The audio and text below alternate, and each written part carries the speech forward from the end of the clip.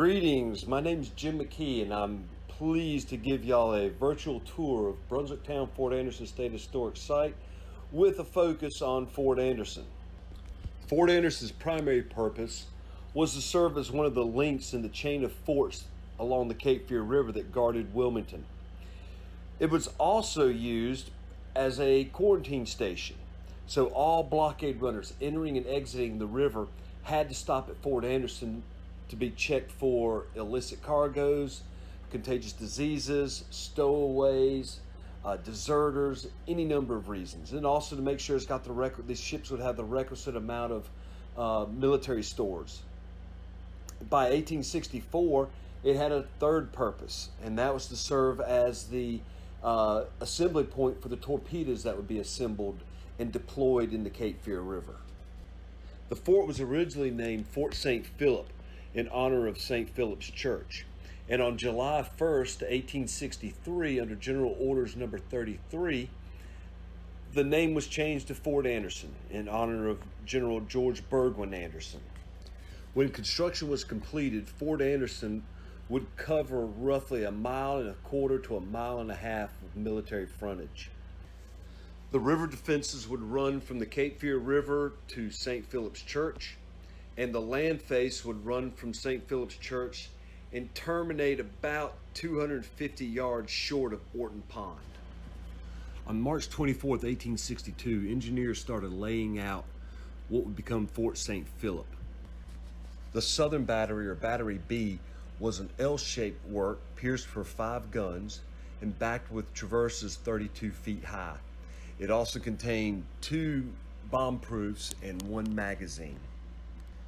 The northern battery, or Battery A, ran parallel to the river just upstream from Battery B and was also 32 feet high, but it did have a southern traverse that was 38 feet high, and it was also pierced for 5 guns, and it had 2 bomb proofs or magazines inside it.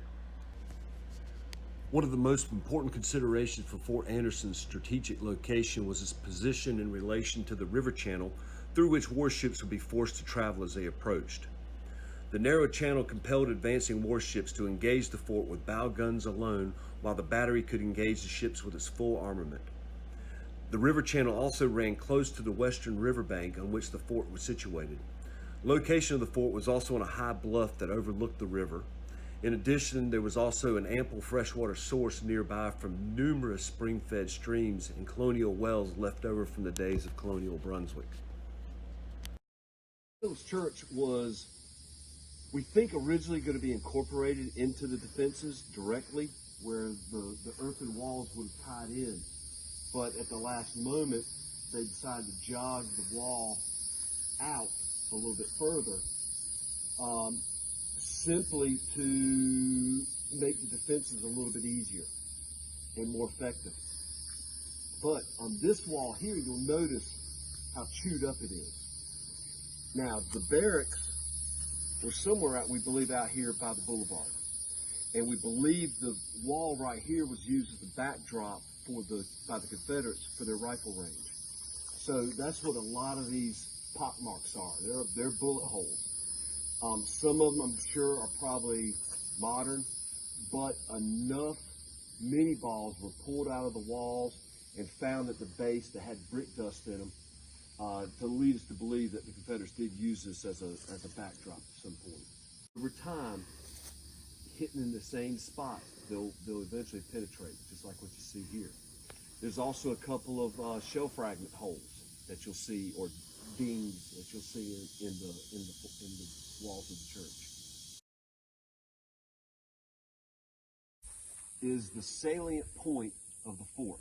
This is where the river face going off to the east and the land face come together. So this is going to be basically the weakest spot. And they jogged the walls out this direction because out front you've got the pond. You've got a swamp right over here. You've got a pond straight out. So you've got a narrow defile that troops can enter and attack from. So they put a 32-pounder gun in that gun emplacement right there. That covered any attack that would occur on this section of the wall. Then they also had a gun that we believe on the northern battery, that they could actually turn all the way 90 degrees to be able to sweep this whole front in conjunction with this 32-pounder right here. And you can see a ding right here, which we are almost sure is a shell fragment from the U.S. Navy. On the west side, you can see how the earthworks wrapped around the church. This would be a traverse that came off. This line is the part of the land face, and this would run almost a mile to Orton Pond. It end up just short, maybe 250 yards short of Orton Pond. Right at the junction of this wall right here. So it looks like it was coming, and they were going to originally incorporate the fort, or the church, into the fort. And then at the last minute jogged it out that direction, a little bit further to the south. The church would make a great citadel. 74 feet west to east, 54 feet or 53 feet north to south, 24 feet high, and the walls are almost 3 feet thick. So it would be an ideal place for a last stand. How much it was used as a church? Not much during the war. I mean, what the soldiers saw is what you're seeing right now, just these 4 walls. Now, we do know there's 12 graves in here. 11 of them, for sure, are colonial. There is one that we believe is a Confederate soldier, because essentially what they excavated was a large area that they termed a soup stain. The body just turned to soup and just stained the ground around it. But it was a very shallow grave. In that corner? Yeah, in that corner. Whereas all of these had definite grave shafts and were fairly deep.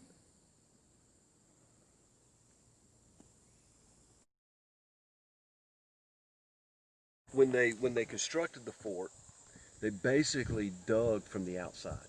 So that's why you have the ditching.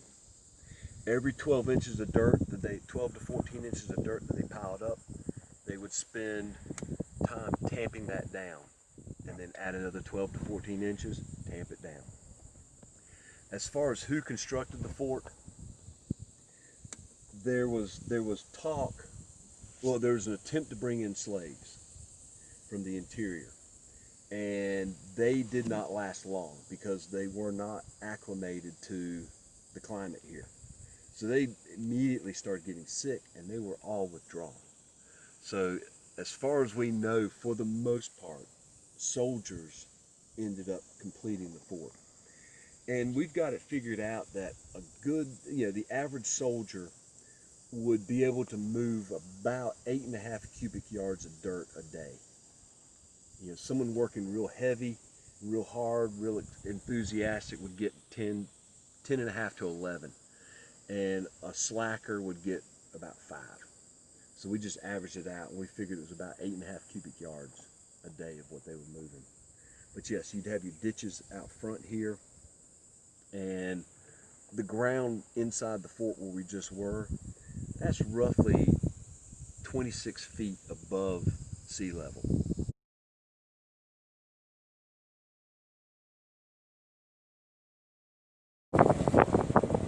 Then coming out here into the town, this would have been all ruins. All these ruins that you see would have been out here. And the Confederates cut every tree within 300 to 600 yards of the fort to open up clear fields of fire. And when they started clearing out the trees and opening this up, they started finding these ruins. Now we're just on the back side of a ridge. You can see right out here where the ground is just slightly higher than where we are.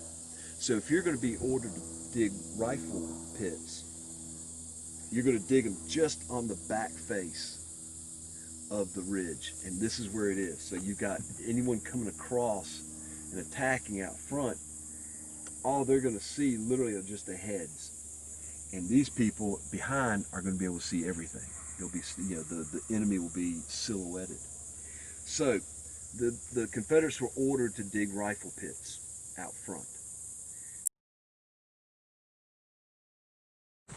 Okay. Cape Fear River here. Now, you ready? The channel literally came within 200 feet of that marsh right there. So any guns, and it's like that from Sunny Point all the way up to almost to Orton Point. Any ships passing, when they get close to the northern battery, point blank, plunging fire. So the channel is also fairly narrow right here. And the approach around Sunny Point, it kind of wound a little bit. So this was kind of a bottleneck. Now, if you look directly across the river, that sandy spot in the trees, that's Sugarloaf. Okay. So that's the anchor for either the Sugarloaf line or the Masonboro line, whichever way you want to call it. So during the second attack on Fort Fisher and after the fall of Fort Fisher, that's where Hoke's division was anchored. On the other side there is mudflats. There's no way a vessel is going to get close to that. All vessels have to pass right here. There was a few field pieces over there. If they had put a big gun up there, oh boy, it really would have been something. This island off to the left here did not exist. That doesn't start to form until 1928 when the Corps of Engineers starts digging Snow's Cut. That's where they dump it. Now, there's a little island just to the south, underneath that water tower. See the water tower across the river? Just under that, you see that little island.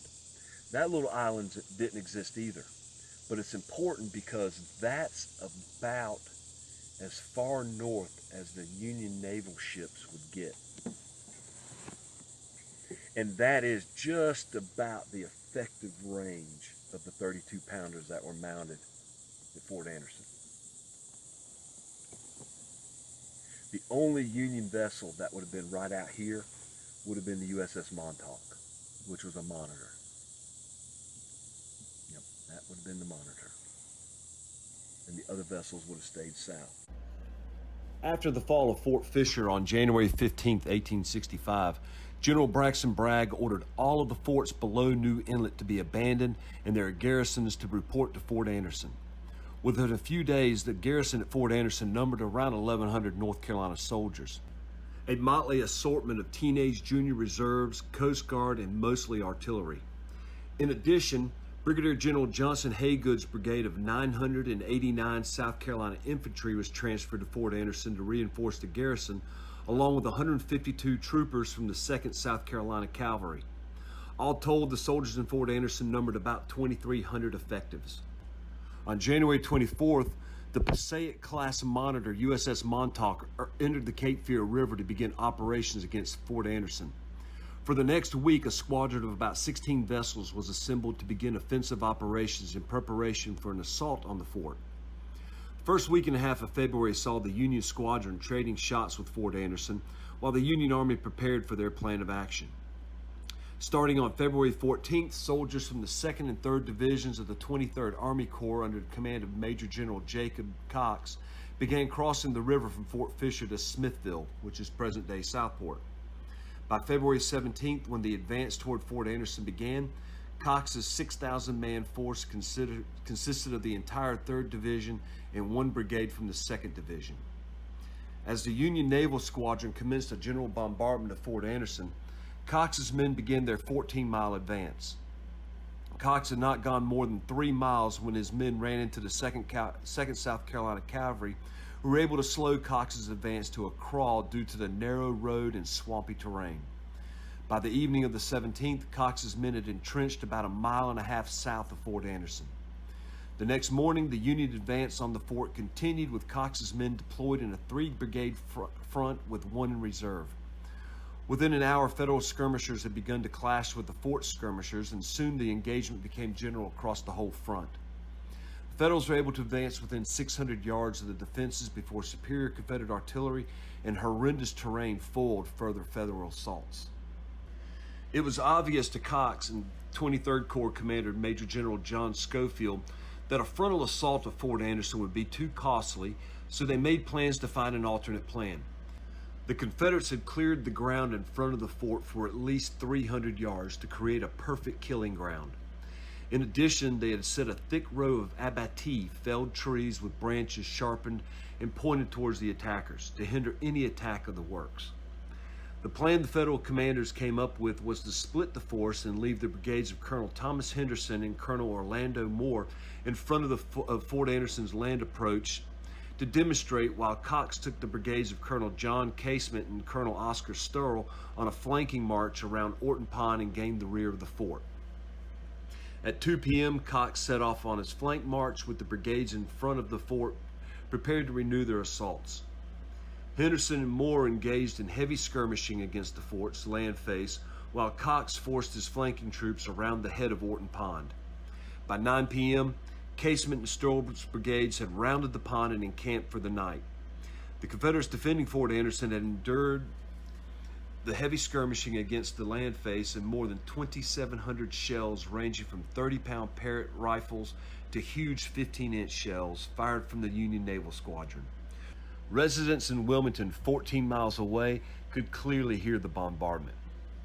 Also on the evening of February 18th, Union Navy Lieutenant William Barker Cushing had constructed a mock ironclad monitor that was floated near Fort Anderson. It was hoped that the defenders would be fooled into detonating the rows of underwater torpedoes placed in the river channel just above the fort. There were various reports about the outcome, but it is widely believed that the Confederates were not fooled by the ruse. Later that evening, the news had reached Haygood was distressing. Federal soldiers had flanked the fort and would attack in the morning.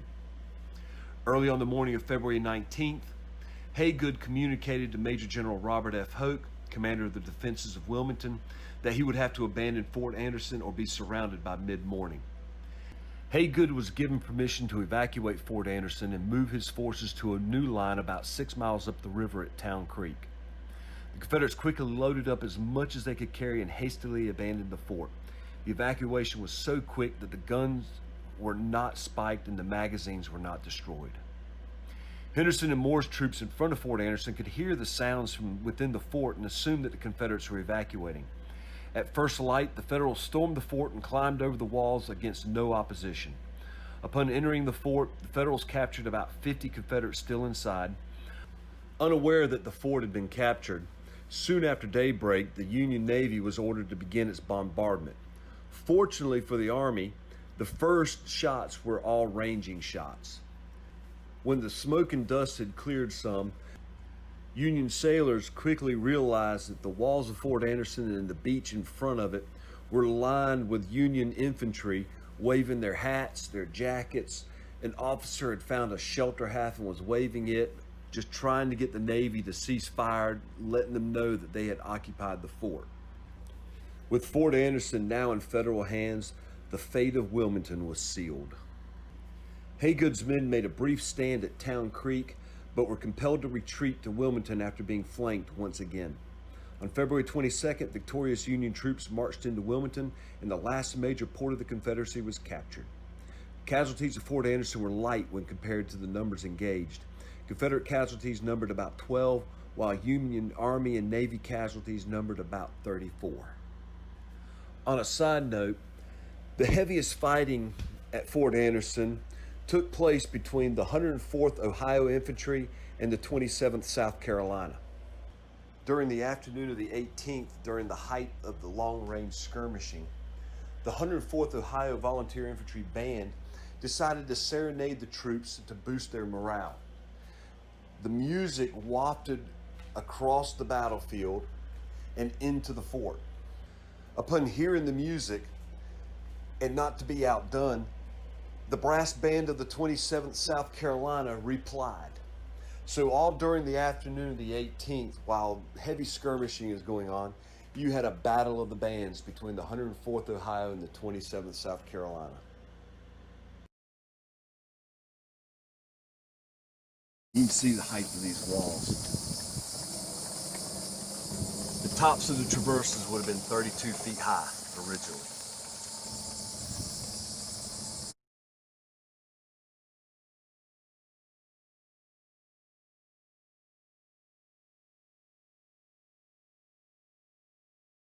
This is when, if you have a wall and you cut a gap in it to shoot through, that's called an embrasure.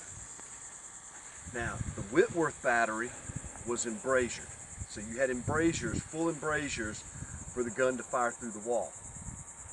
Here, they put in half embrasures. This is the only American constructed fortification that I know of that has half embrasures.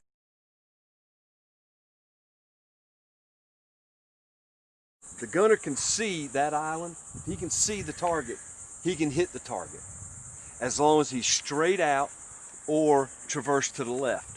If he's traversed to the right, then the range is going to be much greater. And the Navy is further south. They're staying out of range of these guns. That's why. So after Fort Anderson is occupied, the Navy is starting to show themselves.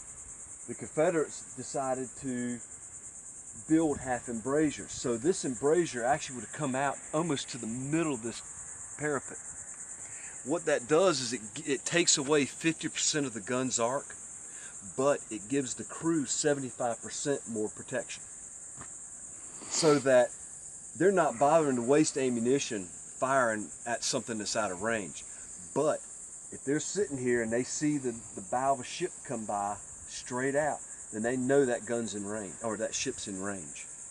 So 2, 3, 4, and 5 all had half embrasures. The first one did not have half embrasure, and we believe that was done because they wanted that gun to be able to traverse all the way to the right so they could cover the front of the fort. This battery and the one next to it would have used this magazine or this bomb-proof for its ready ammunition. And this is the one that's completely collapsed. This is a 32 pounder. So Fort Anderson was armed with all 32 pounders. They had 11 at first, and they pulled out the last gun in the northern battery, sent it to the obstruction, so when the fort fell or was abandoned, only 10 guns were here. You had 5 in the southern battery, 4 in the northern battery, and then you had the 132 pounder behind the church. All of the guns here at Fort Anderson started out at Fort Caswell. And the only difference between these 32 pounders basically was the length. You had what they called Schubert guns, which were 41, 4200 weight, all the way up to this massive 5700 weight 32 pounder. And when we talk about 100 weight, it's basically the long tons. To figure out 100 weight, you multiply 57, like for this one, 57 times 112.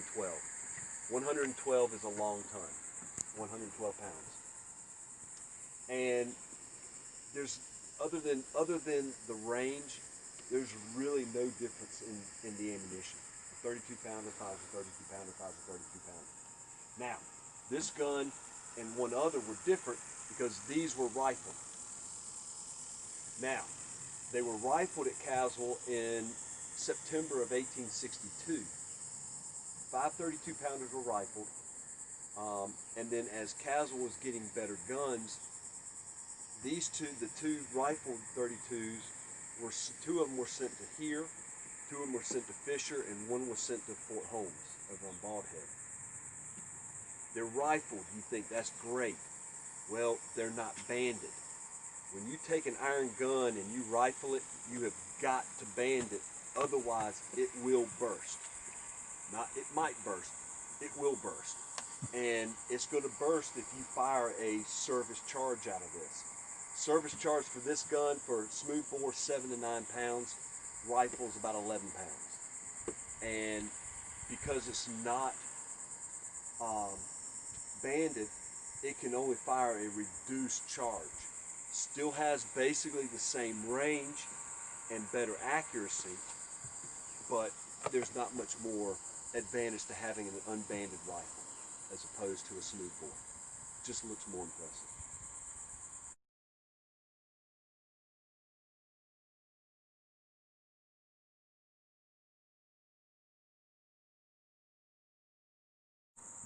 Straight ahead is the bomb proof that's collapsed, and that was a 2-door.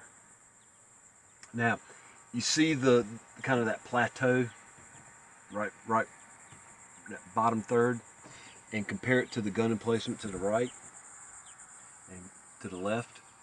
That was the original ground level. So if you compare it to back here, this bowl that we're in was dug out by hand to build all of this.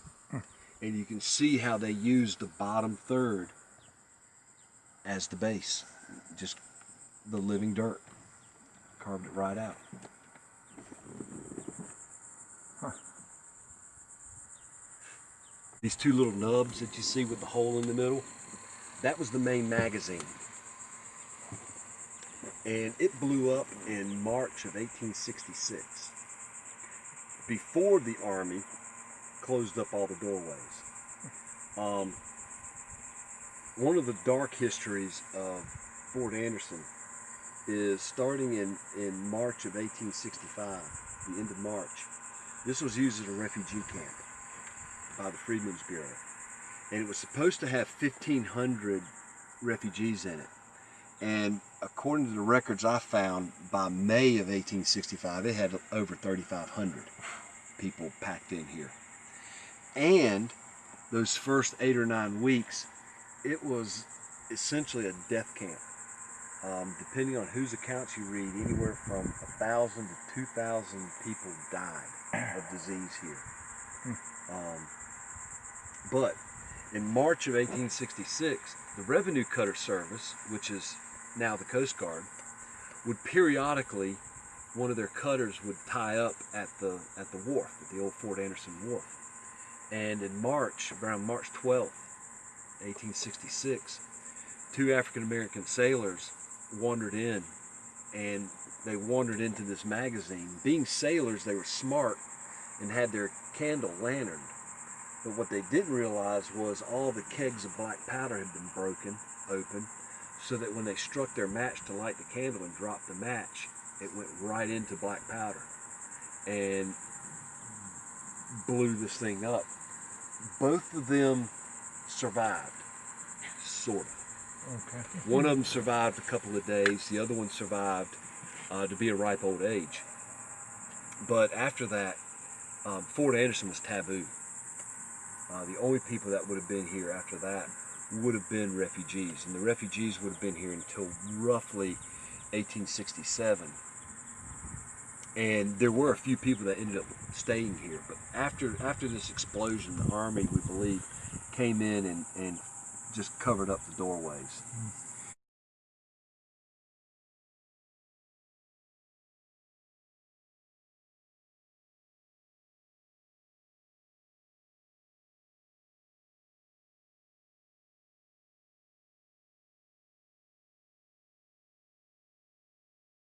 Okay.